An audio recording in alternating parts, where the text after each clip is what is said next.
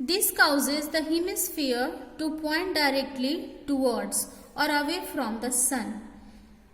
ये अर्थ का एक्सिस जब डायरेक्टली सन के पास होता है या दूर होता है तो ये हेमिस्फीयर की तरफ डायरेक्टली पॉइंट करता है कि वो सन से दूर है. This brings a change in season. यही सीजन में बदलाव का कारण होता है. Due to the tilt of the earth during the months of July, August and September, the northern hemisphere is pointed toward the sun. कहता है कि अर्थ का जो के टिल्ट के कारण जुलाई, अगस्त और सितंबर में नॉर्दर्न हेमिस्फीयर सन की तरफ पॉइंटेड होता है, यानी सन की तरफ ज्यादा झुका होता है. The days became longer and night shorter, making the season warm in northern hemisphere. कहता है कि यही कारण है कि नॉर्दर्न हेमिस्फीयर में दिन लंबे और रात छोटे होते हैं इन महीनों में, और वहां पे नॉर्दर्न हेमिस्फीयर में गर्मी होती है. The longest day of the year is 21 जून. कहता है कि 21 जून साल का सबसे लंबा डे होता है. This is called summer solstice. इसको समर सॉल्स्टिस कहते हैं.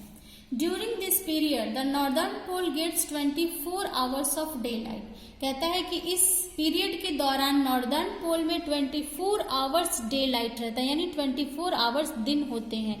Whereas the south pole is completely devoid of the daylight. वही जो साउथ पोल होता है वहां पे बिल्कुल भी दिन का उजाला नहीं होता है, कंप्लीटली डार्क होता है. Hence it is summer in northern hemisphere and winter in the southern hemisphere at the same time. यही कारण है कि उसी समय में, एक ही समय में नॉर्दर्न हेमिस्फीयर में गर्मी होती है तो साउदर्न हेमिस्फीयर में ठंडी होती है, क्योंकि वहां सनरेज नहीं पहुंच पाता है, इसलिए वहां पे बर्फ होता है. During the month of January, February and March, the southern hemisphere faces the sun directly and the northern hemisphere gets direct rays of the sun due to the tilt of the earth axis. कहता है कि जनवरी, फरवरी और मार्च के महीने के दौरान southern hemisphere का जो फेस होता है वो डायरेक्टली सन की तरफ होता है, और नॉर्दर्न हेमिस्फीयर जो होता है गेट्स इनडायरेक्ट रेज, क्योंकि वो डायरेक्टली उसका फेस सन की तरफ नहीं होता है तो नॉर्दर्न हेमिस्फीयर पे इनडायरेक्ट रेज पहुंचता है. Due to the tilt of the earth axis, ये अर्थ के एक्सिस के झुकाव के कारण. This makes the night longer and days shorter in northern hemisphere. यही कारण है कि नॉर्दर्न हेमिस्फीयर में दिन रात लंबी और दिन छोटी होती है. वैसे भी हम लोग देखते हैं ठंड के मौसम में दिन छोटा होता है और रातें लंबी हो जाती हैं. Hence the northern hemisphere experiences winter. तो इस तरह से नॉर्दर्न हेमिस्फीयर में ठंड का मौसम हो जाता है, क्योंकि डायरेक्ट हीट नहीं पहुंचता है सन का.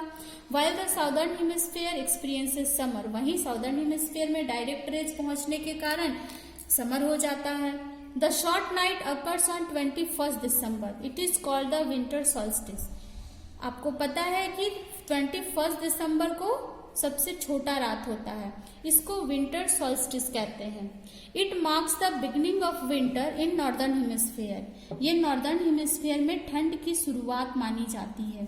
During this period the south pole gets 24 hours of daylight while the northern gets no daylight at all. कहता है कि इसी वजह से इस पीरियड के दौरान साउथ पोल में 24 आवर्स डे लाइट होता है, जबकि नॉर्दर्न हेमिस्फीयर में डे लाइट नहीं पहुंच पाता है. जैसा कि आप लोग इस पिक्चर को देखकर समझ सकते हैं कि अर्थ का जो रोटेशन होता है अपने एक्सिस पे वो किस तरह से होता है, और जब सन का रेज जिस तरफ होता है वहां ज्यादा गर्मी होती है, और सन का रेज जहां डायरेक्टली नहीं पहुंचता है तो उसमें विंटर होती है. आप लोग देख रहे हैं, इस पिक्चर को देखकर आप लोग समझ सकते हैं. Our next topic is equinox, means equal day and night. Equinox का मतलब होता है वो सीजन जब डे और नाइट दोनों बराबर होते हैं. In March the September the sun's rays fall vertically on the equator. कहता है मार्च और सितंबर के महीने में इक्वेटर पर सन का जो रेज है वो वर्टिकली फॉल करता है. Both the north pole and south pole are at an equal distance from the sun. इस वजह से नॉर्थ पोल और साउथ पोल दोनों जो है सन से इक्वल डिस्टेंस पे रहता है। 10 days and nights are of equal length when everywhere on the earth. इसीलिए धरती पे सभी जगह रात और दिन क्या होते हैं, बराबर होते हैं। The northern hemisphere experiences spring in March while the southern hemisphere experiences autumns. कहता है कि during this period northern hemisphere में स्प्रिंग का सीजन होता है मार्च के महीने में, वहीं साउदर्न हेमिस्फीयर में ऑटम्स का सीजन होता है। In September the northern hemisphere experiences autumn.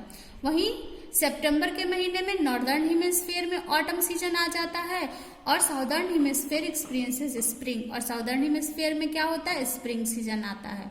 21 March is the spring equinox while 23 September is autumn equinox. कहता है कि 21 मार्च जो है वो स्प्रिंग इक्विनॉक्स है, यानी 21 मार्च से दिन और रात बराबर होते हैं, और सितंबर के महीने में 23 सितंबर को ऑटम इक्विनॉक्स होता है, वहां पे ऑटम सीजन स्टार्ट हो जाता है। So students, your chapter is complete.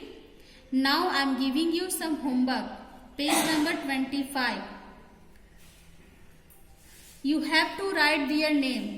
Read the sentence and write their name. The fixed path on which the earth revolves around the sun.